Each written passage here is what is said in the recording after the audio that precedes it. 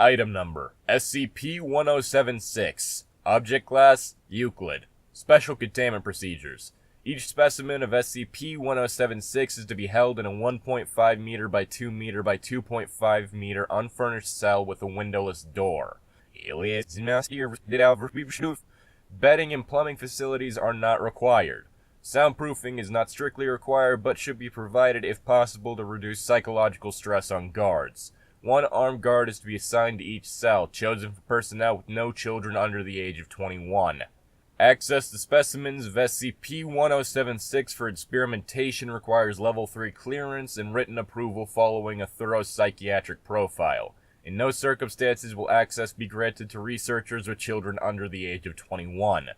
Due to their territorial behavior, specimens must be kept separate from each other at all times. To guarantee this, it is recommended that no two specimens be held in the same building.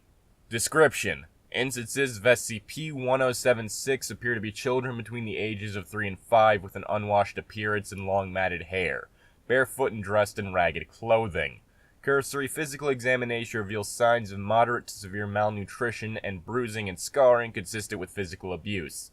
Specimens of both sexes have been encountered and normally appear to be the majority ethnicity of their place of discovery. Specimens seem to comprehend simple statements but have not displayed any signs of verbal ability. Vocalizations are limited to simple grunts, sighs, and, when disturbed, loud shrieking and sobbing. Specimens are reluctant to meet the gaze of any individual and tend to look downward in the absence of outward stimulus. They will respond to simple questions by nodding in the affirmative or negative. Initial encounters with SCP-1076 occur when a parent discovers the child in a state of apparent distress. These incidents occur in isolation. There are no known cases with any third-party witnesses. Subjects report an overwhelming feeling of pity for the subject and, in every recorded case, take it into their home. Once established in a home, SCP-1076 begins to monopolize the attention of the parents to the exclusion of their own children. Children in the home begin to show signs of neglect and malnutrition and become depressed, sullen, and withdrawn. Behavioral problems such as truancy and running away become frequent, which may attract the attention of school authorities or social welfare agents. Upon investigating, these authorities become obsessed with the welfare of SCP-1076 and subsequently ignore the child.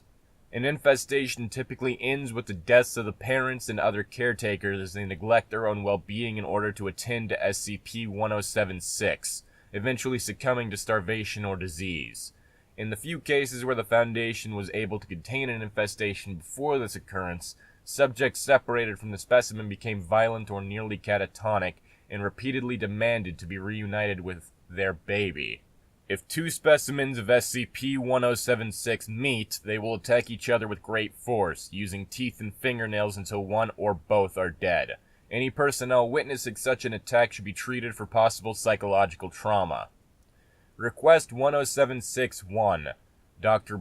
has requested access to an SCP-1076 specimen for vivisection. Request denied at this time, pending completion of less invasive psychological analysis.